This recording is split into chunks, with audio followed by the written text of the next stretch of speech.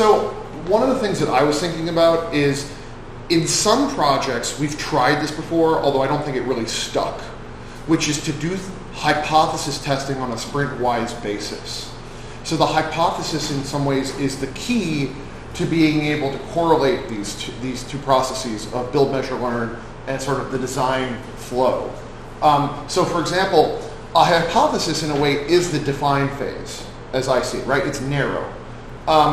Whereas ideation, like I was giving Michael the example of Tinder and the swiping, and we know we use Pivotal Tracker, right? Pivotal Labs, the company behind that, did consulting for Tinder, and they came up with the idea of swiping. So what they had was they had a problem, probably that was defined by a hypothesis. Like the hypothesis was, there is a way for us to make matching fun and complete in a more atomic or smaller operation, right? Maybe that was their hypothesis, but they didn't actually have an implementation. So then they go into ideation, and then they come up with, say, that one piece of interaction, right? And eventually, they figure out, oh, that's the core interaction. But then they may not even know how valuable that particular interaction was in the hierarchy of interactions for the application. So they sort of, the hypothesis, I would say, is, kind of the learn. You could say that's kind of part of the learn phase and the ideation phase. You could say is part of the build phase, right? Because you're starting to think of implementations. And then you're still in build when you're prototyping. And then you hopefully already have the tooling in place to test properly. And if you don't, you're still in the build phase. And then testing is back to learning, and empathizing is back to learning, right? So that would be kind of how I would correlate it. But I guess my point is that if you wanted to run a lean startup effectively as possible, what you're doing is you have like a backlog of hypotheses for a product to be successful, right? If we answer these key hypotheses, then we know that we've de-risked this startup and it has the potential to grow, right? And then you basically just pick whatever the most important hypotheses are, break them down into something that can be approached within a sprint, and that's kind of a strategy that then is the anchor, the key to relating build, measure, learn to empathize, define, ideate, prototype, test. And I'd say that in that scenario, though, the hardest one is ideate. And more so going wide.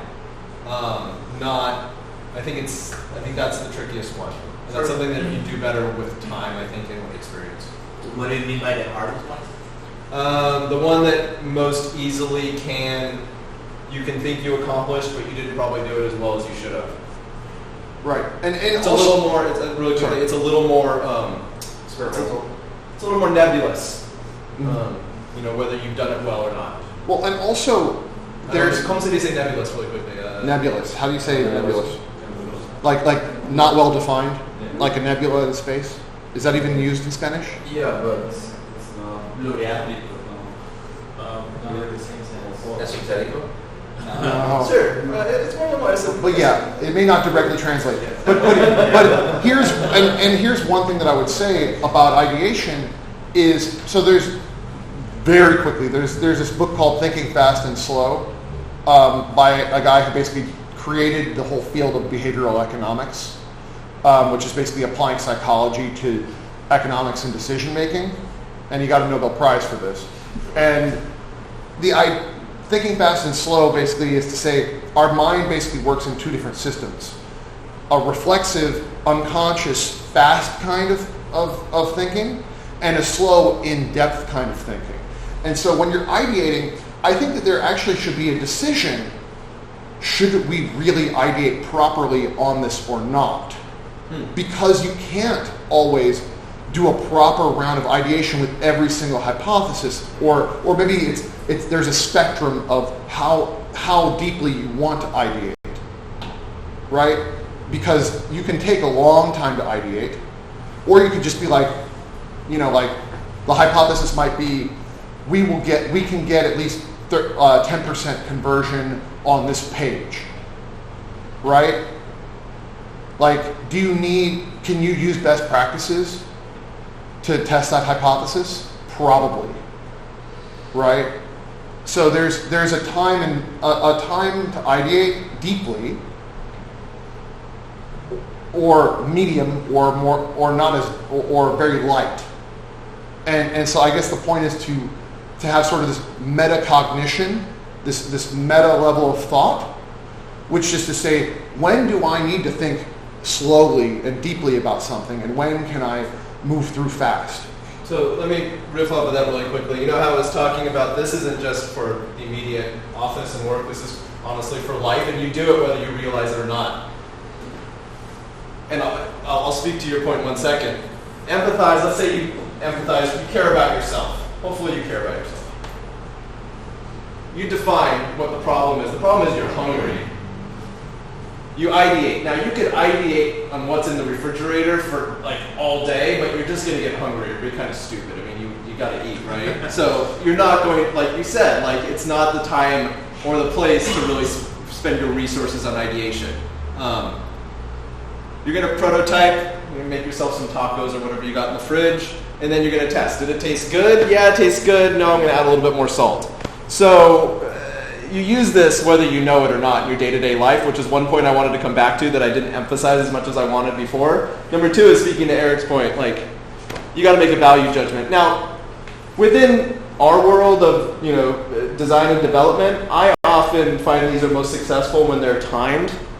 And when I say timed, maybe you're going to give yourself 5 minutes to define this, hopefully more. But you'll probably say, I'll give myself a day or 2 days. We're going to work on this, or 4 hours. So we're going to have a 2-hour meeting, and we're going to work through this. So same with ideate. I find that my projects are more successful when we're implementing this type of process, when we have a sort of defined schedule around it. And that kind of speaks to the value you're going to spend and the value you find in the ideation phase, depending on your hypothesis. Cool. All right. What we wanted to do next, and if you want, please, I'd love your help on this if you want to help, because we were just talking about, he's already